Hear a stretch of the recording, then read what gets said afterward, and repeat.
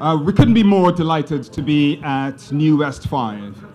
And for those of you who this is your first New West experience, it's really important to understand the importance of this conference in advancing, and not just conversation around technology and cannabis specifically, but the conversation around cannabis in California, which is without a doubt the world's most consequential cannabis market.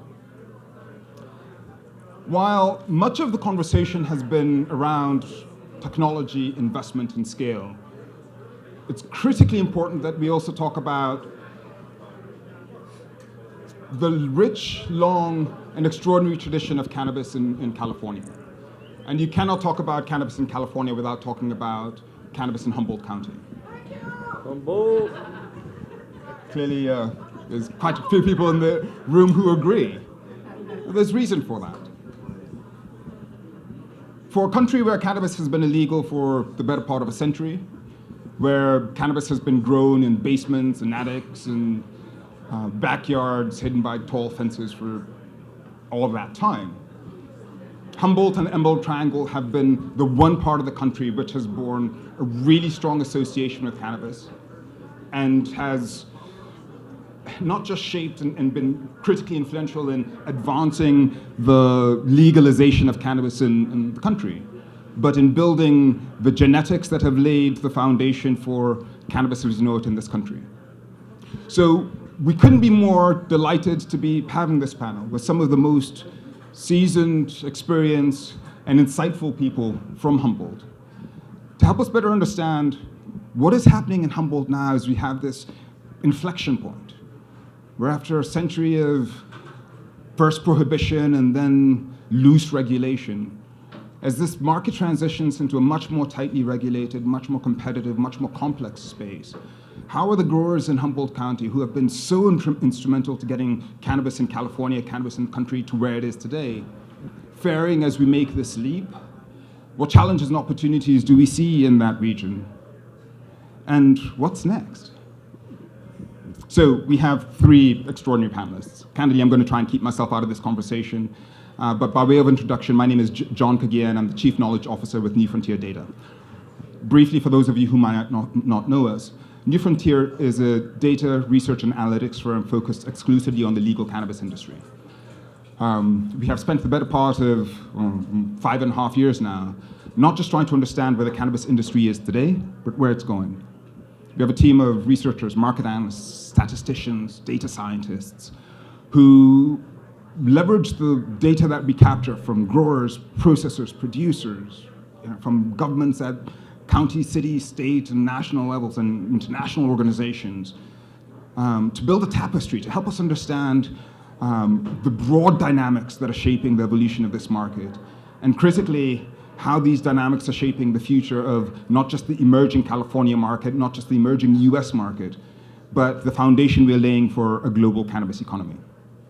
So it's in that context, and based on the work we have been doing with our partners in Humboldt to understand specifically what's been happening in Humboldt County, that we wanted to have this panel to explore the trends, developments, emerging opportunities and challenges facing cannabis producers and the cannabis community in arguably California's most consequential cannabis producing region. I'd like our panelists to briefly introduce themselves. And I'll just presage this. Well, I'll let them introduce themselves and I'll add my layer to it because they're all quite modest. And once they've introduced themselves, we'll have an expansive conversation looking at how things have been going in Humboldt, how the changes in regulations are impacting the long-standing community there, where they see the opportunities emerging, and then we'll open it up for questions. So with that, Steve. Thanks, John. My name's Steve Geeter.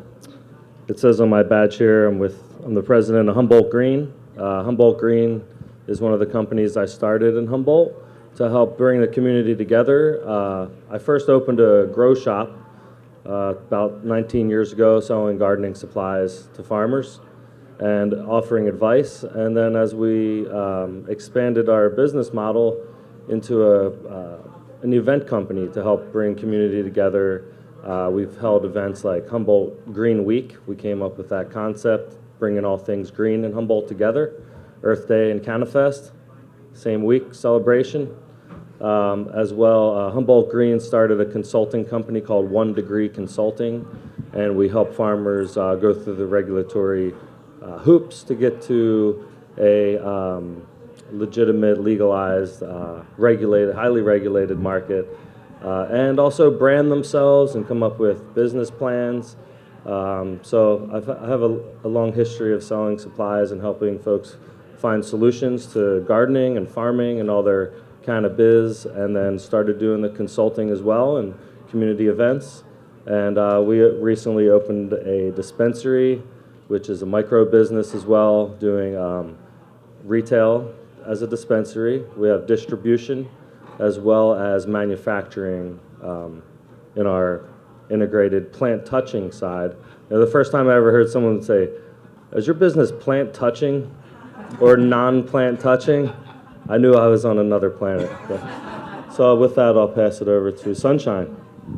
Hi, my name is Sunshine Johnston, and I'm the owner and operator of Humboldt Grown. I have 2 farms. Each one is 10,000 square feet. They're located out in the Red Crest area, Wonderbud and Horse Haven. They are both being dry farmed. We are harvesting all of our premium flower right now. In another week or 2, we will be harvesting for hash. We do whole plant hash, which is bubble hash. We let it hang, we let it get ripe, and I produce this for Nasha, and I grow the Rebel Moon, which has been quite popular for him, and we are just looking forward to this next year. We've got some really amazing flower coming out, the Wonderlust. It's a cross of Blue Dream and Agent Orange. It's very tasty. We got a lot of that coming out. And I have something new. This is Purple Nepal Cross. I haven't named it. I went right into production. It's beautiful, the purple phenotype. It's got a very bright, very pretty. And I also co-host a couple of radio shows on KMUD Radio. I co-host on Mondays from 5 to 6 with Steve Dodge on the Cannabis Show. John was a guest on there recently. And I also have a Sunday show, which I co-host with Wendy Kornberg from Cannabis, where we talk about farming. Thank you. Ken Hammock, the futurist with orange shoes. Been in Humboldt about 8 years. An older human. So I've lived many lives, many careers, many different titles throughout the world, doing brand strategy and marketing and futurism. And 8 years ago, I was fortunate enough to have my daughter choose Humboldt State University, met 1 Degree, I call him Steve Gator's 1 Degree. And Sunshine's farm is awesome. I've been there 3 times in the last 3 months. John, I don't know if you remember, we had dinner about 3 years ago, maybe a little 3.5, to talk about the future of Humboldt County cannabis. And I called it at the time in a lot of my presentations, the messy middle that we were about to get into. I don't think anyone would disagree with that right now. Mm-hmm. But I'm looking forward to adding the term yet now, because I think anytime somebody says you cannot do that, I like to say yet, because it is happening faster than we think it is. And our role, I think, with the survey that's just getting released, is to protect that Humboldt brand and these people up here that are just awesome. I've had the opportunity, a video that's probably going to be following up. Oh, I like how I lost it. Testing, testing. We lost. Nope. Testing. There we go. Oh, it's the... Anyway, there we go. That we also did the survey that's now out, but I was able to be fortunate enough to go out to these farms, and I could talk a little bit about that. I'll salt and pepper the conversation with it as we go on. So just a quick recap, because as I feared, they're being very, very modest.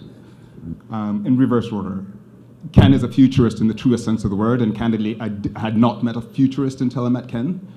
And by that point, I'd been in the cannabis industry a few years and had devoted my career to trying to understand what was happening in the space.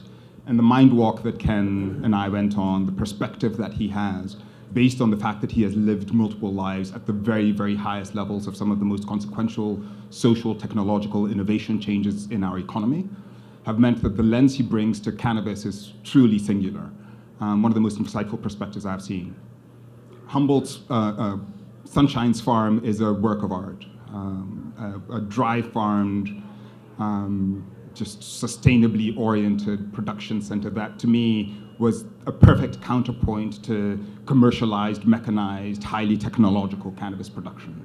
There's a connection to the plant and to the earth unlike anything I had ever seen, and I think it is a perfect or wonderful reflection of what happens in Humboldt County and the type of passion and commitment there.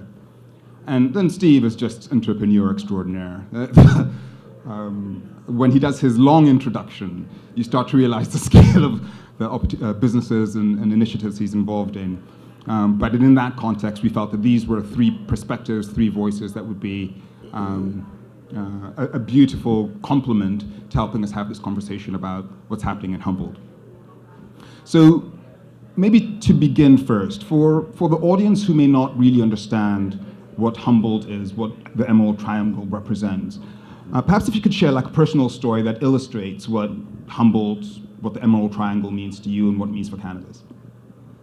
Yeah, it seems like an easy question, but when you brought that up, I had a flood of different stories that came to mind based on my experience. I moved to Humboldt 19 years ago. I was in my early 20s. I opened a grow shop in town. People didn't know who I was, and they'd come in and look me up and down, wonder about my East Coast accent. What was I doing in Humboldt? Why did I open a grow shop on the highway? And what was I swinging this grow light, flying the light across the highway as people drove by to get their attention for it, And after years of people vetting me out and realizing I was another person who loved cannabis and wanted to make a difference in the world by kind of holding that torch up high, I think I learned a lot of different things, but some of the memorable things to me that stuck, that says what is Humboldt to me, or what stuck with me was one story stuck with me. I'll run with it. So a guy came in and he's trying to pay me real quick. He got a whole bunch of stuff. We were loading his truck up real quick. He was just trying to pay for his supplies, and every time he put a 20 down or whatever the bill was, maybe they were hundreds, every third or fourth one was sticking to his fingers. He had to hold it down with a wad of cash to pull the finger off, to then count again and go, oh shit, and start counting over again, because his fingers had so much resin on them from harvesting, he couldn't count money out quick enough. And another story along those same lines, I was always helping people figure out their ventilation and their HVAC, heating and air conditioning, ventilation situations for their grow spaces, and I couldn't understand. I gave this guy all the right stuff, and I knew the dimensions were right. I just couldn't understand why it wasn't working right. What was this? Where was the condensation coming from? And at one point, he just had to tell me, he's like, all right, it's underground. And I'm like, huh? Your grow room's underground? It was a series of three 40-foot containers that were underground buried, connected by little tunnels. And that's where he was growing his cannabis 20 years ago in Humboldt. And then I could fast forward to one more quick story that says to me what Humboldt is kind of. We did a parade called the Yes We Can Community Parade, CANN. And we did it first in Eureka to Cannafest, which was our cannabis festival we did that Humboldt Green produced at the Redwood Acres Fairgrounds in Humboldt County a few years back. And the theme of the parade was that we can create a logical path forward and protect our most cherished agricultural crop. That we could build a sustainable future for cannabis agriculture in our community, that we could lift up the community by showing what's possible, and a bunch of other things come out of the shade and into the light. It touches me in a way. But the time we did the second parade, in the first parade, I was the guy dressed up in the green man suit and ran in front of the parade, clicking my heels, and, I was the green man for the parade. The second time we had the parade, my 10-year-old son, we were playing in the parade, and he looked at me and he was like, Dad, could I be green man? So anyway, it might not mean much to you, but it's all about community in Humboldt. It's not just about people making money and ways to invent the new coolest thing in the world. You know, the brand and the heart of Humboldt comes from the fact that it's a community. People are already doing what needs to be done. The brand is who we are. People out here may, laugh and ha ha ha, cool, yeah, Sunshine has a dry farm. But how many people actually really know what that is and have ever seen anything like it? I don't think very many of you. So that's Humboldt. For me, Humboldt is Southern Humboldt. And I want to rephrase that, and I also want to include Southern Humboldt and Northern Mendocino together. I grew up in Southern Humboldt, and I went up to Arcata, and I was there for one too many years. 10 years in Arcata. And I felt isolated, having grown up in Southern Humboldt. And it's only about 60 miles in distance, really. But I grew up west of Garberville. My mother at the time was an environmental activist saving redwood trees. And I spent my childhood catching wood rats, emptying out rat traps, and looking after the family crop while my mom went out and saved redwood trees. And I was also raised by artists. I went to community schools. I walked out in the woods, out in the rain. We have very, very rainy winters. And there I was just a kid out there walking out in the woods. And we'd go to town maybe once a week. We had no electricity, so this power outage thing was like, okay, I remember this. All right, yeah, and we lived a real simple life. And I had a very free life as a child. Well, now it comes around, and I need to get a permit for my farm. Well, my farm happens to border state parks. Well, state parks had yet to give out any permits bordering the park. And the supervisor for our district, he said, he looked at my farm and he said, well, there's less impacts on your farm than there is from an alfalfa field. And I thought to myself, I guess that means I'm going to get my permit. And it was a big deal because these redwood trees that my mom had saved now make up the Sinkyone Wilderness State Park. These trees make up the Headwaters Forest. Like, isn't this ironic that now I'm here waiting to get this permit for my way of life and for what I have to offer? And Wonderbud Garden did become the first farm to get permitted in the state of California bordering a state park.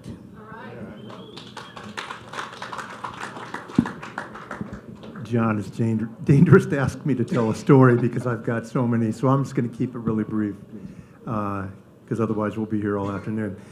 I think one of the things that to me has been really important is talking about the environment in Humboldt. I did a chapter in a book that was published, I think, back in '92 on global warming. You might have heard of it. It's a theory out there. So now that we're actually living through this, I would not want to be any place else other than Humboldt County right now in this area, this North Coast area of California, because of the practices and the thinking that are involved.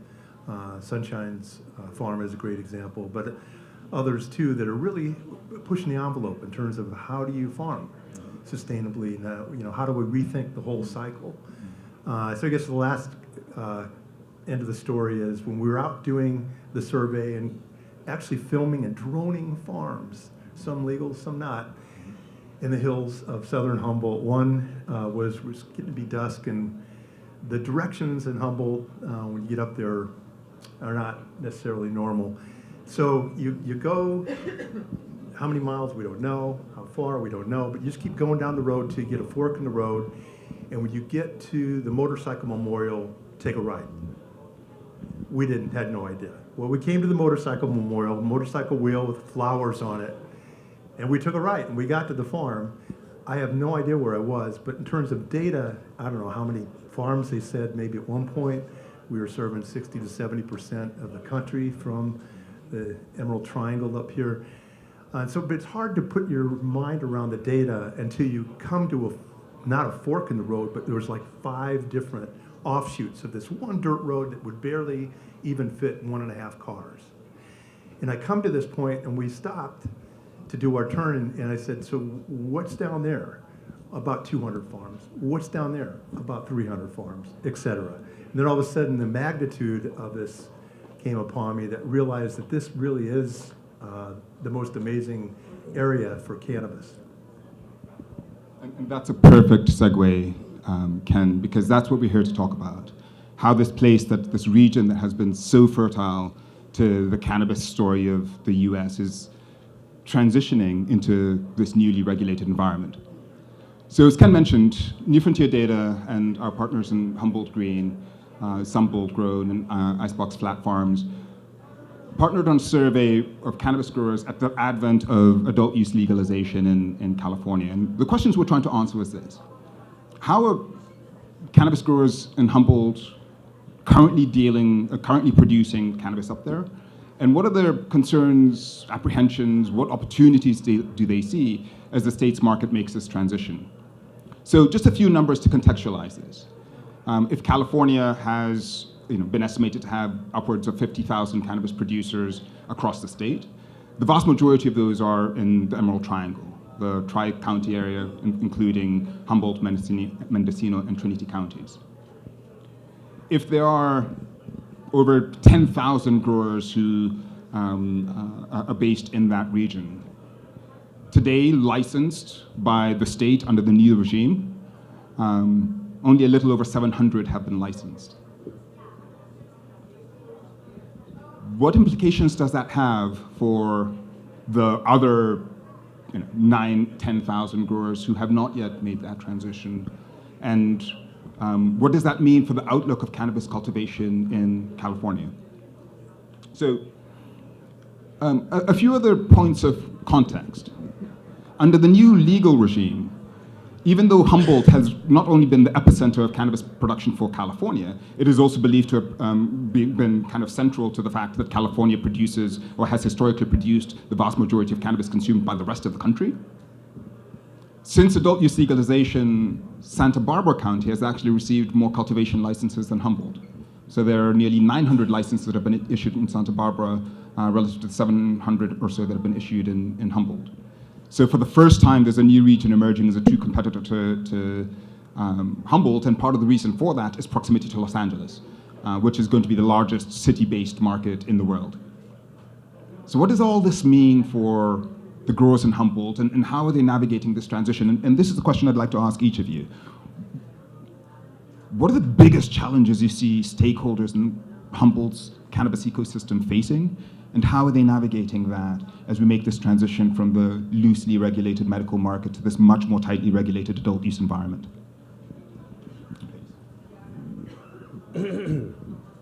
Tough question. There's many factors that play into it, and I know we're on a limited time, so that's why I say it's a tough question. But I feel like, top couple of the issues are the cost to become compliant, and how that weighs against continuing to just stay in the, what was the most recent, I heard it called the legacy market, the traditional market, there we go. Legacy was the new one, but the free market, right, yeah. It's all a free market, or is it? Seems like there's a cost. But, so I think that's the biggest thing there. Why do so many people stay doing things the way they were? Well, because the other option's not better. If you're in it to make money and your goals are short term or long term, and you have a different way of looking at things, there's not really a ton of motivation to become legal. The more crackdown, the more police state that happens, which is against what we were fighting for, I thought, at the beginning of all this. Now you have farmers calling the cops on the neighbor because they're pulling the water out of the creek before they could get it, and they paid taxes on to get their water, and they have the rights to do it. And somebody up the hill is pulling twice as much because they're growing twice as much, and it's illegal, so they grow 5 times as much because they might only harvest 25% if it gets popped. That kind of a mentality, I think, is one of the biggest things that's holding it back, but it's based upon the entry. So then it goes back to, getting funding. There's problems getting the right funding because we can't, farmers can't necessarily prove how they made their money, or they can't show you the numbers. So it's really hard to to utilize some of the experience that the farmers have had in a way that makes sense to people that have money, that want to invest in this, and then aligning your goals with investors, biggest problem yet. Well, for all those hundreds of farmers that are out there in the hills, there's definitely the ones that are there just for money. They haven't been in Humboldt for very long. They're packing up and they're going. But for those people that have been growing quality herb throughout all these years of what you think of when you think of Humboldt, they're still growing, and they're going to stay, and they're going to grow quality. Why? Because like myself, they're artists, and they will stay as an artist doing what they do. They'll have their customers because, well, here we are. We're in the age of commercial cannabis, so guess what happens? Quality goes down, prices go up. Where are people going to go to get their quality? They're going to go to Humboldt. They're going to go to the growers that have been always growing quality. That's not going to change. I don't really see that going anywhere, actually. And for everyone growing quality out there, keep growing quality. I don't care what market you're on. We need quality herb. The people need quality herb. And also, I grow outdoors. I have no greenhouses. I use no water. I use no fertilizer, actually. I just flip the field, and there's my fertilizer. Very simple. It's a lean operation. Humboldt County allows for outdoor cultivation. It's one of the only counties in the entire state where we are known for our sun in California, yet people cover their plants. They cover it with greenhouse covers. They put it indoors. And it's only because of Humboldt County and the ordinance as it was written that I can grow the way that I want to grow. And I'm extremely blessed for that, and I'm very thankful for that. But with that, in the marketplace, a lot of brands are built off of our backs and hard work. They've been buying our bee buds and our trim for years. Now those brands are big. They got a lot of money behind them. And here we are in Humboldt with our beautiful outdoor herb. Well, denied market access. Getting representation in the market is the biggest challenge for outdoor Humboldt County growers, and the same in Mendocino County as well. Getting representation is not easy. It's very, very difficult, and I saw this coming. So what do we got going on? Well, our most beautiful outdoor throughout these years has been sold as indoor. The consumers, they don't know what premium outdoor is, because it hasn't been sold to them as premium outdoor. This is a problem. And I don't know how this is going to change. I'm not looking to LA. I don't think LA is going to help me out, but it might have to go out. It may have to wait until state borders open up or something of that nature. And I just want to say with that I'm not looking for anyone to help me out on this. If I have to single-handedly change this market in my direction, I will, because I just don't see it going any other way, and I just have to do my part to let everyone know what good outdoor. Remember that original hippie love bud? It's still out there.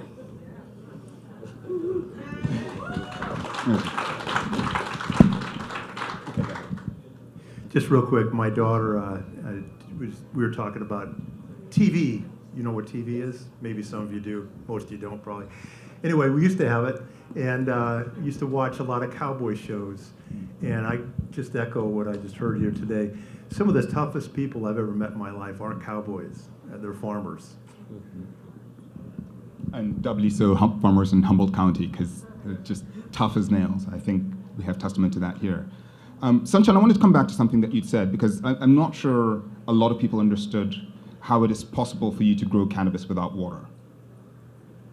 Well, yeah, so I have a neighbor, Jane. She lives across the river in Shively. She's been dry farming vegetables for 10 years, and she's been growing amazing ganja for 10 years.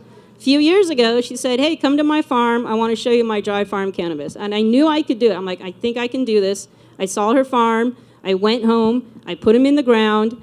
And she came 8 days later. My plants were suffering. I hadn't been this terrified since helicopters. I kid you not. For a week, anyone who saw me during that week was like, oh, man, I was just on edge. But I know this plant. I know how strong it is. I know the resilience that it has, and I had a lot of faith. So I didn't just do a few plants. I did well over half of my crop and my biggest plants, just what I had. So where we are in this Holmes Flat Shively area, it's in the Eel River Valley. Well, not quite, but close to the Eel River Valley. And we have this beautiful clay loam soil. So it's kind of a little bit counterintuitive, but it's not that the roots go down to the water. The water is actually moving up the soil. And there's a way to do this. You use a hula hoe, and you scrape the ground. Jane showed me how to do it. She's out there working hard, hula hoeing, and that's how her plants get water, is by breaking up the cap of the soil, opening up the soil capillaries, and then the water comes up. Now, I'm not completely, my place is special, but I do believe that there are other ways to do dry farming. There's all kinds of systems, I think, that we can do for this, and it's really worth it because it really does grow amazing medicine. My plants are free. They are finding their own resources. They are independent ladies. So striking that at a time we have this extraordinary juxtaposition of, in places like Canada, million-square-foot indoor facilities that are fully automated, hyper-technologized, and there's a market for that. But at the other end of the spectrum, farms that are literally having the plants pull their own water from the soil. And a striking contrast to the different ways in which cannabis can be grown, and perhaps a striking illustration of the depth of technical expertise that has been built in the Humboldt region over the years. So picking up on this theme of differentiators, you've talked, Sunshine, a bit about this idea of just the extraordinary sun that Humboldt gets. What do you think are some of the other things that distinguish Humboldt cannabis or Emerald Triangle cannabis from cannabis grown in the rest of the state and cannabis grown in the rest of the country? It's grown by a community of growers, and that's the difference. This is what separates us from the rest of the nation. I grew up in a community of growers. That's why I'm a self-actualized grower, is because I was raised by growers. That's what you could go, a kid could move into Arcata, and they could learn to grow indoor. They could just come to Arcata. You can't do that in other places. You could come to Southern Humboldt, work on a farm, you could learn to grow. And there's just, these places just aren't, they're not there like they are in Humboldt. Yeah, I was always, as legalization started coming about in our community, our communities, and our community, I kept seeing the finger pointing happening, and especially living in Humboldt, it didn't make a lot of sense, you know. People saying that it's the cannabis community did this, or the cannabis community is responsible for this. To me, Humboldt is the world's cannabis community. So I didn't quite get that, you know, but that is what one of the things that distinguishes it and makes it different is it's the world's brain trust for all things cannabis. And from that, there's been a lot of genetic crosses, and there's been a lot of sourcing and people going around the world, bringing back genetics to cross with their favorite mother plant or male plant or whatever the different crosses that they've done through all these generations and generations of genetic crossing and proliferation. So I think that's one of the things that clearly sets Humboldt aside. It's when you crack that bag open, a certain smell would represent a quality. You know, the head buyers, a lot of times, all they got to do is they don't even need to look at the weed. Crack the bag, we'll take it. You know, that's one of the things that really makes Humboldt different, is going on with what Sunshine said, is it's the cannabis community, but all the intellectual property that is held. Yeah, I'll just add to that and say that it's that sharing of information and being in a community that has created consistency, and consistency in the marketplace is our strongest asset going to market. And just one more thing, as a brand person, I guess one of the things that I would say is that besides the outdoor and the community aspects of it, I just really keep it simple. As a futurist, I think that this is not going away, this farm-to-table concept that we've become familiar with now. In fact, I think it's even given the recent news on the vape pens and the oils and the counterfeit, et cetera. We're going to see this even more. It's an issue of trust and integrity. And this community up here, in one of the most beautiful places I've ever lived in my life in Humboldt County, is about trust and integrity. And how that is going to present itself in the marketplace as a brand is, do you trust what you're about ready to buy? There's a track and trace system comes, Metric is going to put their stamp on things and everything, but who is a farmer? Where did it come from? So I encourage investors in the audience, people that haven't been to Humboldt as tourists, come visit. It's one of the most remarkable places you'll ever visit, and you'll learn a lot. I just did a farm visit with somebody from Missouri who's starting a farm. Thank you, Steve. Missouri. Kind of blown away. Learned so much in like a 2-day period that his head literally hurt. I'll just leave it at that. So I didn't want to give away the lead. That's a perfect way of presaging some of the data from our survey. Over 80% of the growers we surveyed have been growing cannabis for more than 10 years, reflecting kind of the depth of expertise that's concentrated up there. And so we asked them, what do you think sets Humboldt County apart? 86%, the strong recognition of the Humboldt County brand, the Humboldt brand. 81%, the depth of expertise amongst the growers up there. 81%, the focus on the healing properties of the plant. And they talked about climate, the innovative cultivation practices that have been developed up there. And critically, the competition amongst growers up there, which pushes everyone to do better. For so many other markets where it is a truly competitive market and that everybody's kind of working antagonistically against each other, Humboldt and the Emerald Triangle is one of the few places in the country where you see true collaboration in an effort to elevate the quality, elevate the value, and elevate the expertise of cannabis that's being produced up there. So we have a few minutes, and I think a timely opportunity to open the floor for questions. Please.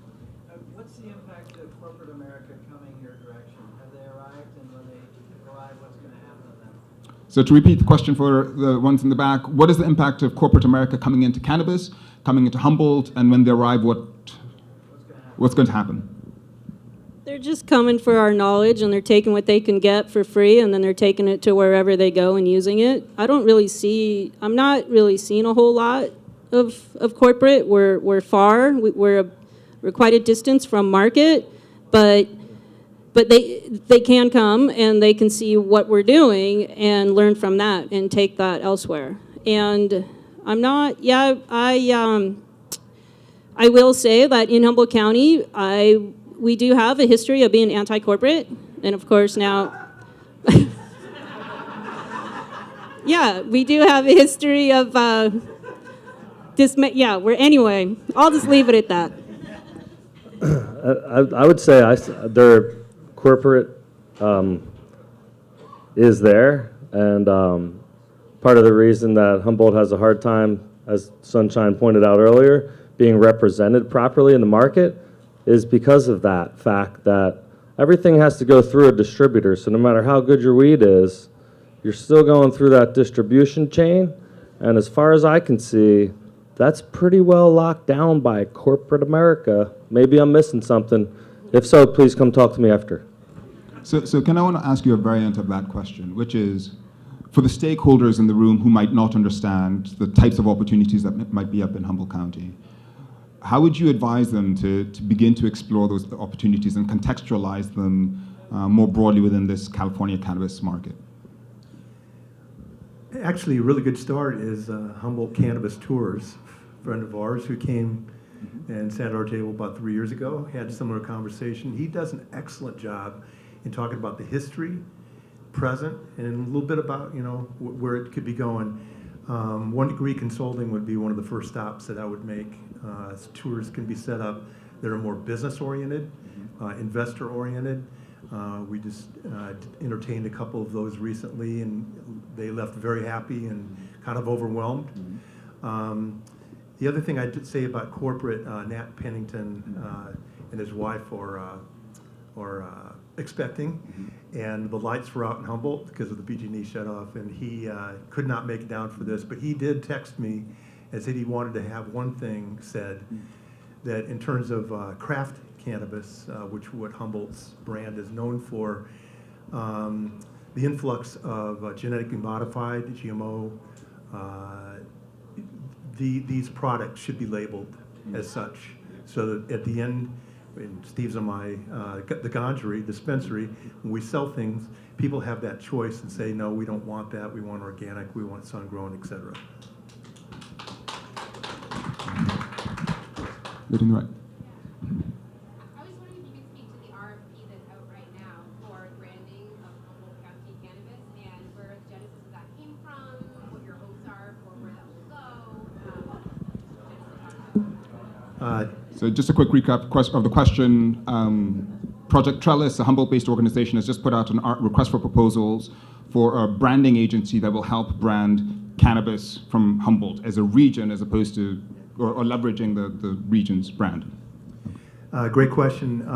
Yeah, Scott Adair is the new head of economic development for Humboldt County, and he's relatively new to the position. He's been talking with us and learning as fast as he can, and this was apparent. One of the greatest needs in the messy middle, the market that we're in right now, to be able to brighten up that brand. In this audience, we're in San Francisco. If you are really interested in this, go look at the RFP. Thank you. Trellis is the name of the organization up at the county level. Apply for it. You know, we have some amazing stories that have yet to be told, and we'd love to get as many applicants for that RFP as possible.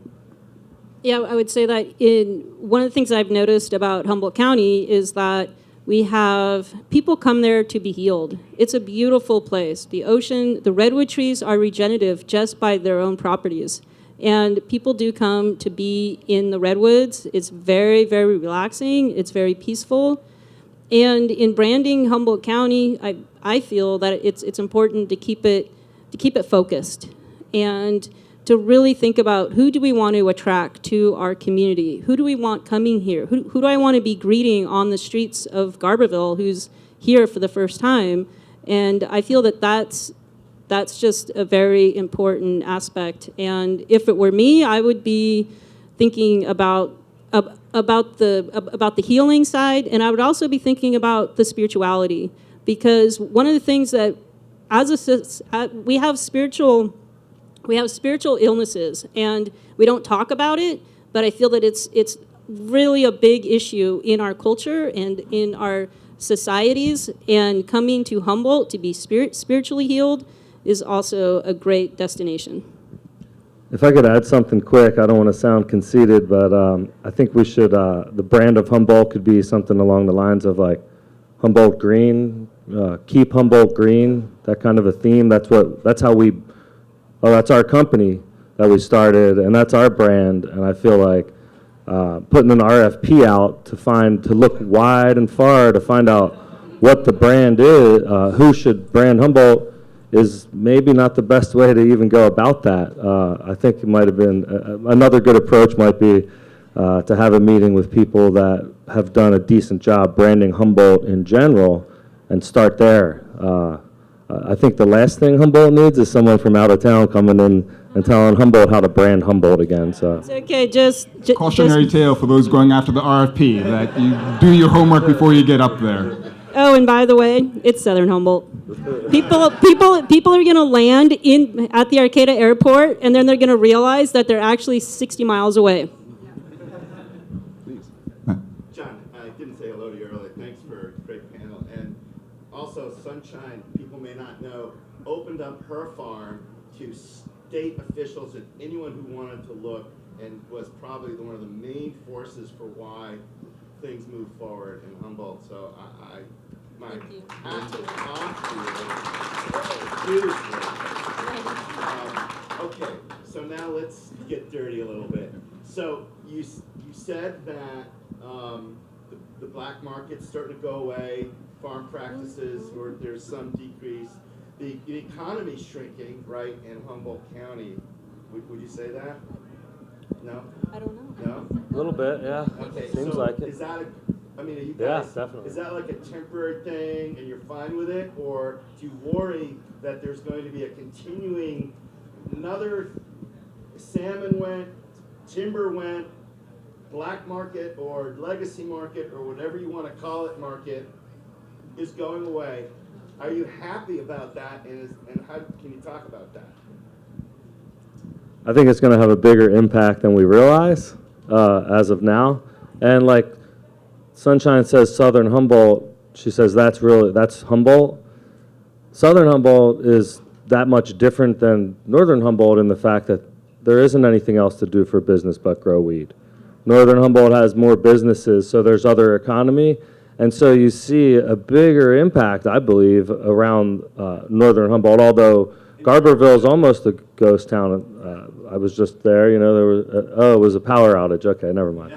But you know what I mean? There's definitely been businesses closing up in Garberville, and I would say more businesses closing up where there are more businesses. And so there's definitely been a shift. You see like a new face of people coming in. Oh, we're part of this cannabis thing now, and we're going to be out there to the community, and here's our new CBD store in town. That kind of vibe's happening, but the reality of it is I think it's going to have a greater impact than we think. 5 years ago, there were close to 15,000 farms. It was what we had counted, if I remember correctly. And if only 800 of those farms are legal, did the money go away? No, it's just still in that illicit market. But as the illicit market, the prices are cut in half and stuff like this, and there's a lot more people involved, and less states need our weed, so the price kind of changed, and people in Oregon are selling their weed for $200 and $300 a pound. That sure didn't help. So there's a lot of different things having a big impact. Yeah, I mean, I guess the question is greed still alive in Humboldt County? And yes, it is a concern. And we talked about this. This has come up many times because we saw what happened to the redwoods. We saw what happened to the salmon. And we don't want this. We need to change this. And this has been a long history in Humboldt County. And it's actually part of the depression in Humboldt County is because of the greed. And it's not just in Humboldt County. It's prevailing across this industry. And this is also a big concern as well. If we don't start looking at this with different values, as a farmer, as someone who grows, I mean, this is my blood, sweat, and tears growing this. And I can't tell you what it's like to be a farmer right now growing this plant. People do not respect the gift that comes from Mother Earth. As a farmer in a capitalistic society, I mean, I know where I am. I know exactly where I am. I have no leverage starting out, none whatsoever. I carry the burden of the taxes. And I'm not kidding you, retailers, oh yeah, the brands are paying all the taxes of the retailers, kicking it back down to me. I thought I was done paying my taxes. I guess I'm not, standard practice. And with that, I mean, if we don't really truly value farmers as artists, if we don't value the gift from Mother Earth, we're going to lose what this plant has to offer us. I know we're out of time, but Ken, I have to ask, given the challenges the region is facing, what excites you the most about the future of cannabis in Humboldt? The community. It's an awesome community. Some of the smartest people I've ever met are from Humboldt. They're just a different kind of smart. They're not corporate smart. And I think that the world needs a little less corporate smart these days. They need a little bit more ground truth, and that's where it is in Humboldt County. Amen to that. I hope this has challenged some of your perceptions, helped sharpen your insights into this extraordinary cannabis growing region in the country. We are about to release tomorrow the California Cultivation Report, a Humboldt County perspective, which is going to reflect the culmination of the work that we've been doing with our partners here, exploring the views, experiences, challenges, concerns, and opportunities that growers are facing in the context of this rapidly evolving cannabis economy in California. And I hope, based on the insights we've shared, based on the extraordinary perspectives shared by these panelists, you'll think differently about where Humboldt cannabis sits, not just in the conversation around cannabis in California or cannabis in the US, but as we face the emergence of a global cannabis economy, the role that the Humboldt brand could play in an emerging cannabis global economy. Thank you all. Enjoy the rest of the show. Our panelists will be available to answer questions. Thanks very much.